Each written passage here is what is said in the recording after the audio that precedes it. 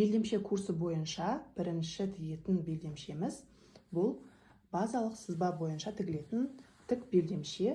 Бұның ұзындығын қалауыңызша ала аласыз. Алдыңғы бойда осындай екі выточкасы бар және екі жағынан қалта тігілген. Өте сапалы өңделген қалта астарлы матадан және негізгі матадан тігілген. Артқы бойда осындай белдігі бар, екі выточкасы бар және жасырын замогы бар. Осындай ілмек бар. Ілмектің орнына түйме қолдансаңыз да болады.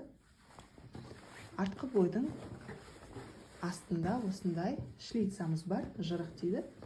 Жүріп, тұрып отыруға ыңғайлы болу үшін осындай ұзындықта тіктік. Етегі осылай оверлокпен өңделген, зигзагпен өңдесеңіз де болады.